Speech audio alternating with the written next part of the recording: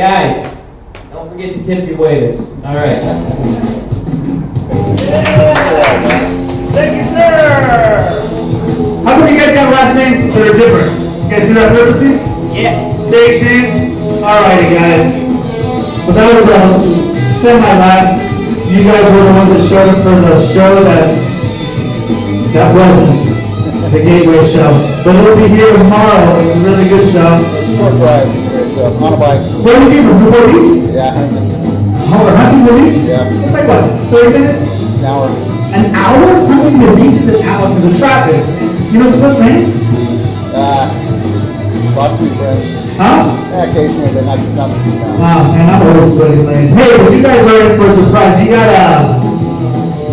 a guy that's been in the game for the past, what, 25 years doing comedy now? 30? 30 years, so he's going to close out. How many minutes you want to do, man?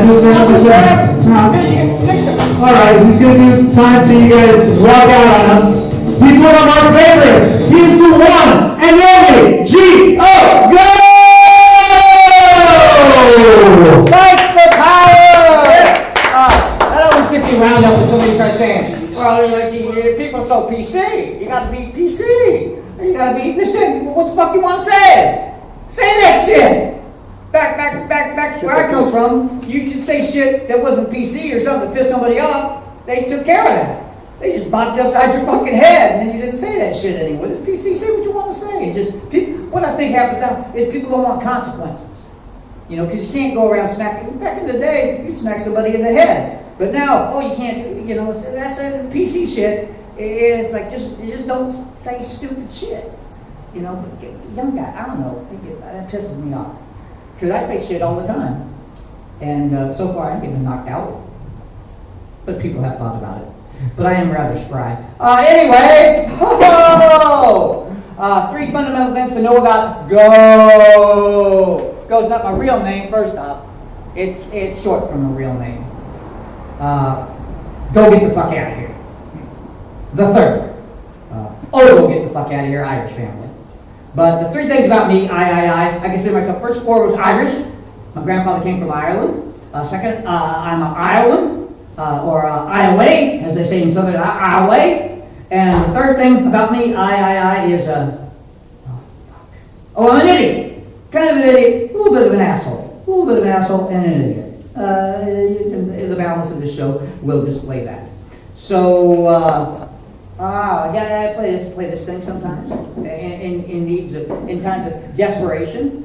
And Iowa foundationally was cool. Anybody else from someplace else? Mm-hmm. Anybody from someplace? Are you from California? Hawaii. Hawaii? Why the fuck would you leave home to Hawaii? Especially that's a fucking, huh? I'm only homesick once a day now. Okay. Yeah, that would be, Iowa, it's sort of like I go homesick once every 10, 12 years. No, I love Iowa in its own way. But it was cool growing up in Iowa because Iowa, you have the earth, you have the ground, steady ground. Out here in California, it's like, nobody knows where the fuck they are. You know, I've been around big stars from doing music shit. Maybe we'll get some of that in a minute here. But, it's kind of like lightning. One day you're just doing shit, and the next minute everybody's kissing your ass. You know, something happens and you break through. And in Iowa, you know how the fuck you got, whose ass you kissed, or whatever you did. You know what kind of skill you had. But it gives me some foundation here, considering that I'm clinically crazy, as the psychiatrist say. You got kind of a broken brain box there. But I think of genius musicians like the Beatles. You like the Beatles? Yes. They wrote some pretty songs. That song Blackbird, remember that song? So I suppose they'd been born in L.A. Suppose they'd been born in downtown L.A. That song might have been a little different. Crack hose screaming in the dead of night. All pissed off, she broke her favorite pipe. And if you think this crack hole's black, well, fuck your racist ass because she's Irish and she's white. But, because we Irish can't smoke our crack. In fact, anybody been to Ireland? When they talk about having a good time in Ireland, I went to go stay with my family in Northern Ireland. And that's having a good time. We have a wee bit of crack. Oh, what do you want tonight? We'll have some Guinness and a wee bit of crack. There's no such thing as a wee bit of crack. There's just boatloads of crack. Even though I smoked crack 3 times. Didn't we smoke crack? See, I went out and did this shit for you guys so you don't have to do it. First time I smoked crack, I was like, what the fuck is this? This shit does nothing for me. Nothing. The second time, I was with this beautiful Greek girl. The kind of girl you do way out, way like fucking, you know, I go on a good day like a 4.5, okay? If I'm like hitting on all cylinders and I brush my hair and anything, anyway. But this girl was a nice, beautiful, and she seemed pretty cool. And we're going out, and in the course of the night, she started buying the crack. And buying the crack. And I smoked a little bit of it, and I just watched her turn into a crack hoe. And it was like, ah, by the end of the night, I could have, for $50, she would have done anything for $50 more crack. And I was just like, ah, no. And the third time I smoked crack, it was with a guy who had Hall of Fame crack smoker. World-class older, 60-year-old crack smoker. He even smoked a crack before crack was cool. Or anyway, if that, yeah, anyway. So, I hit the crack. And my eyes rolled to my head, and I instantaneously reached for my wallet and started counting my money. You know what? I'm buying more fucking crack. Instantaneously, I was buying more crack. And I put my wallet back in my pocket, and I went home and mowed the fuck out of my lawn. How many motherfuckers you know have smoked crack 3 times, and that was it? But I did do cocaine for like a year and a half. A year and a half I did cocaine. And guess how much cocaine? I had a music studio. And I produced music, played music. I started at 7 o'clock at night and finished at 4:30 in the morning. And guess how much I spent on crack a day? I mean cocaine, not crack, cocaine. No idea. $2.75. $2.75 worth of cocaine a day. I was the worst cocaine addict in the history of cocaine. But I spent more money on cigarettes and peanuts. But some people weren't so lucky with the cocaine thing. And I'm going to tell you a little story here. I was an economist, and I made some money and stuff, and then I started playing comedy, and I started playing guitar. And I made my living as a street musician. And I played for rich people, usually. I'd go to like Spago or places like that, and I figured out a scam to sort of get by. And I played for a lot of pretty famous people, and one of the people I played for wrote this little song.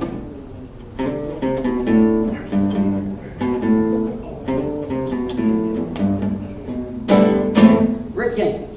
I'm standing in front of the Sky Bar down on the Sunset Strip, and this limo pulls up, and Rick James gets out of the limo with these 2, what would be the word, skanky white crackos. Scary looking, like if you can imagine me, but crack holier. But they were just like, and I started playing. I didn't know how to play Super Freak, but I see Rick James, and I think Super Freak right away. So I just started playing a James. Oh God. Right? Who the fuck? I can't even. James Brown. James Brown. She's a very freaky girl. So anyway, Rick just kind of scowls at me. It's a much more complex song than what I was playing. And about 45 minutes after I'm out there, the skinniest of the 2 crackos comes out and looks at me and said, "Rick said to tell you, you play the worst version of Super Freak he's heard in his life." And I was like, well, tell Rick, thanks for the acknowledgement, and let Rick know he has the worst taste in skanky crackos I've seen in Hollywood. So he's got that going for him. But then, so I've got a beef. I've got a beef with Rick James, and I started analyzing the song. That's a very, I don't know, kind of a revelatory song. Because you hear the lyrics, she's a very freaky girl. She's got incense, wine, and candles. That's freaky, Rick. Inside, that sounds like a freshman in college. I think that's more like, she's a very basic bitch. And then it goes on to say, I'd really like to taste her. But earlier in the song, he said she likes the boys in the band. Rick, do not taste her. You are not tasting her. That is Oscar, your bass player, Rick. Oh boy, we're having fun. I like punk music. And what kind of music do you like? What'd you grow up with?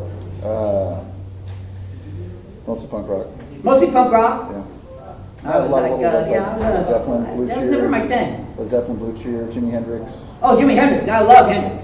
Hendrix, boy, that was something. Axis. And you know, he came to school with that. Like they're playing the Stevie Ray Vaughan version of. I mean, Little Wing. That's all of those songs were so beautiful. You know, a lot of songs in there. You know, he told good stories. Like I remember that song. Puff the magic dragon lived by the sea and frolicked in the mist in a land called Honolulu. Little Johnny Paper, he loved that rascal Puff. He bought bottom string and sealing wax and other fancy stuff. But Puff was a gateway dragon, and he would lead Johnny Paper to depths of deprivation on Skid Row you could not imagine. Yes, Johnny Paper would become addicted to the drugs that Puff was smuggling to him as a gateway dragon. Until finally, one day, Johnny Paper cracked. Hey, Johnny Paper! Where you going with that gun in your hand? Hey, Johnny Paper, where you going with that gun in your hand? I'm going downtown. I'm going to shoot that dragon down. I caught Puff the Magic Dragon sticking around with my woman. So I'm gonna shoot him down.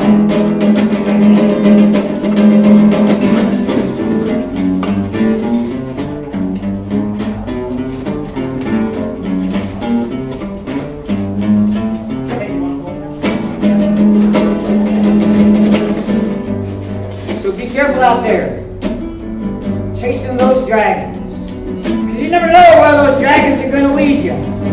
My God, I've chased a couple dragons. The dragons have chased me. Long live Johnny Paper. So anyway, that's haven't done that bit in a while, but the Hendrix thing, I kind of worked a little bit of Hey Joe there for you. I Aim to Please. What kind of music do you guys like? What was your what were your biggest first band that comes to mind when you were moving and grooving? Earth, Wind and Fire. Great band. Earth, Wind and Fire. Oh, yeah. I actually played for them outside of our couple guys. The skinny guy. Maurice White, yeah. Yeah, I played for him outside of a restaurant one night, and I couldn't play any of their songs, because their songs are pretty complicated. Right. And it's hard because they got the vocals, the things, and stuff like that, you know. But I grew up a lot on the P-Funk. Well, in Iowa, I did a lot of the P-Funk, and that's what I like. Because I'm a cracker with a hard R. But for me, cracker's just kind of, Johnny Cash was a cracker, Hank Williams was a cracker. And we're all like, cracker gives you some shade. That's why I don't like the term white. Because my grandfather was starved out of Ireland at the age of 9 by white motherfuckers, the people with the money. And then when I was in Northern Ireland, I got an M16 put against my forehead because they thought I was IRA. And it's like, I don't like this white, because white makes it a binary choice. I like having a shade. A cracker, you could be a saltine cracker, you could be a Ritz cracker, you could be a graham cracker, you could put some Nutella on that cracker. Cracker works for me. You know, and we got to work with these crackers, because some of these crackers, they've been misled, and they're ignorant and stuff like that. We just got, you know, these crackers aren't going to turn into chocolate chip cookies overnight. We got to work with these poor motherfuckers, because they've been fucked too. You know, it's just all, the game is money.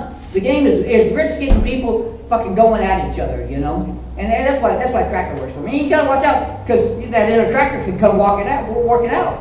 What's the ultimate dream of that, of a cracker right now, a racist cracker right now? To get retweeted by Trump. Kanye let that fucking rapper come out, man. Fucking put on that Make America Crap thing, man. It's like, he's like slavery is a choice. It's like, Kanye! I mean, I'm fucking Irish. And we have fucking, you know, we have resources and stuff. My family used to send money to buy guns and stuff to the Northern Irish, to our IRA family and stuff like that. We had resources. Fucking slavery was a fucking choice. It's like, the fucking English have been in Ireland for hundreds fucking years, and we can't fucking get rid of them to this day. It's like slavery is, you know, those things, like when that guy put that fucking gun against my head, I made a choice. I could have said, fuck you, you fucking English cunt. you know? But I was like, no. I'll shut my mouth and play along for a minute here, you know? But Kanye, in the same interview that he said that sleeping was a choice, he said what he was addicted to. Remember what he said he was addicted to? The liposuction machine. Kanye could not liberate his ass to walk around the motherfucking block. I always thought that he actually, remember that movie, The Human Centipede? Oh, yeah. Yeah, I know, it's kind of gross, but I thought maybe it was like a human assipede thing, where he was taking that fat out of his ass and putting that fat directly in Kim's ass, you know, but you gotta let that dinner cracker out. Cracker works for me, pale works, because anybody can wake up and feel a little pale in the morning, no matter who you are, pale works for me. I'll take pale, I'll be an Iowa pale guy, anybody can be pale. Oh, the palest motherfucker you ever did see. Well, I'm so pale you can see through me. Just one flunky, no ass hillbilly. Well, I might be the palest Peckerwood, Cracker, White Trash, Trailer Park, PC Gringo, Snowflake. I might be the palest mofo you ever did see. Well, I'm the palest motherfucker you ever did see. God's sakes, I'm as pale as the porcelain. Look at me, I'm the shade of the Vaseline. Well, I ain't too keen and I'm way too lean. Well, I might be the palest Cracker, Peckerwood, Trailer Park, Iowegian, Snowbody, Pizzy Gringo. I might be the palest mofo you ever did see. Woo! Come on, hell, you can't stop me. I've been doing this a long time. I'll even go back. Like when I first did become, I would like go pray. Because it was like hokey. And it was like, after my dad died when I was young. And so this isn't attention-seeking behavior at all. This isn't acting out. My whole life is not acting out, not at all. But when I was a teenager, a band of mariachis kind of adopted me. So I was raised by mariachis for a while, so I kind of became Gomez O'Fray, because I don't like definitions. I feel like I'm in a box. You know, we're all fucking African when it comes down to it. Everybody came from fucking one place, and we've just been fucking like being idiots, you know, for a while now. But I was really like, no se ven afuera, pero tienen que yo muera, sé que tendrás que llorar. But so I had this character, the great guitar, and it was Gomez O'Prey, and I'd be like, kind of Baileys and tequila, drinking a Corona with a nice wedge of potato in the top, stuff like that. And then I just became Go, because I just go. But going on, which direction to go here? This is the longest I've done in a long time. It feels wild. It feels good, but it feels wild. When you're used to doing, like here, you got to literally beg for minutes, for just like 3 minutes, you know. And I came here prepared to maybe do 5, and this has been longer than that. But,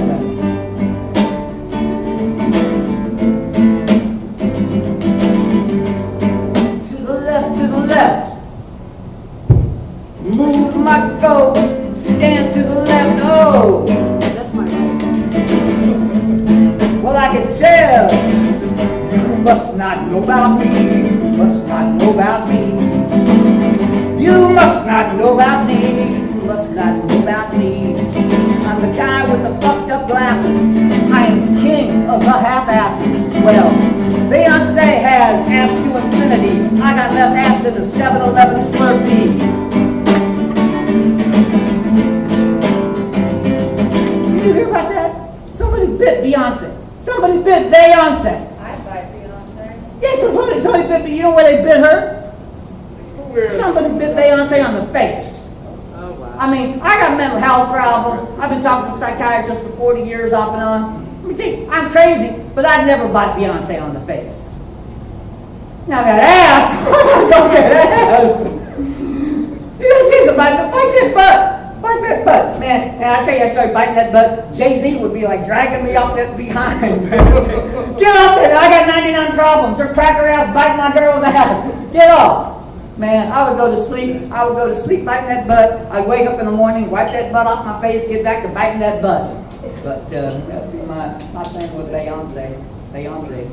Because I used to be, I've always found ways to try to, when you don't have like that super handsome thing going, and my nephew was really good looking, and my nephew, because my family's fucked up, my nephew's 3 months older than me, and my nephew was just beautiful, as handsome as they come. And especially when you're young, you walk around with somebody who is like a 10, and you just turn invisible. So I started finding ways to try to get attention. And one of the things I did was I started dancing, because you put the swerve on, a little dance move, and you can get some attention. And I was a top blocker. For many years, I didn't break much. I broke a little bit, but let me tell you, I was a token white boy for a number of black girls, and that's why I have an interesting concept of racism, because motherfuckers shot at my house because I was fucking a black girl. People like, I was talking to one of my friends from the LBC, and he was like, they're not racist. We just call those people haters. No, they're fucking racist. Everybody can be racist, because racism is just ignorance. It's just not knowing people, and especially it's swirling up now because the rich people took all the motherfucking money. And that's what, my father was born in 1895, and he lost everything twice. Just a poor Irish guy that got married at 42 and had a bunch of kids. And, but there was a time when we united in this country and said, bitch, give us the money back. And right now, I think everybody has had this mentality, and they're starting to catch on, young folks, because they got so much debt, that you ain't going to get rich. I mean, I know homeless motherfuckers in this town that are libertarians, saying the government's taxing people too much. The government needs to lower taxes on rich people. Because these motherfuckers are homeless, living out of a shopping cart, and they think that the government's going to tax them too much when they get money. And it's like, no, you ain't going to get rich, because all that money is tied up right now. But anyway, I'll give you one more thing. Let's see. Plenty of time?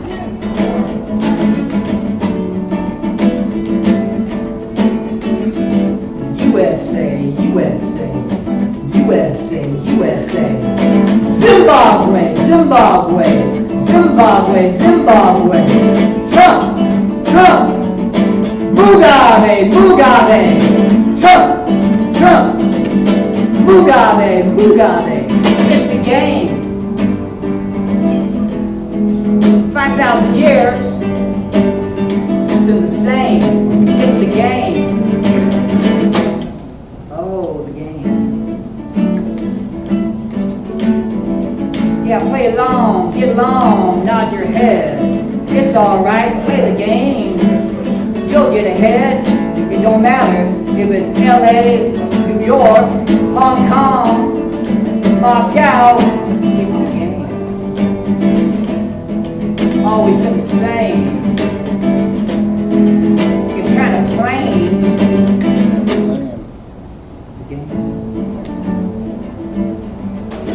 Break your back, sweat. Sweat break your back.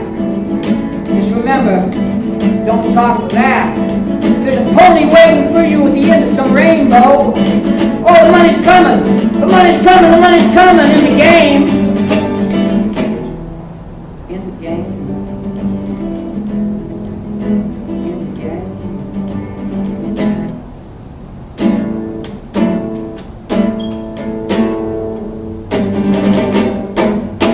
Hey, thank you. That was a blast. Thanks a lot. Woo, I'm sweating. I got into comedy, so I never had to sweat. Yeah, yes, sir. All right, That has been fun. All right, guys, we got a couple of good surprises coming for you. Headliner, you're going to enjoy it. But before he comes up, let's give a big warm applause to the one and only Julia Machen!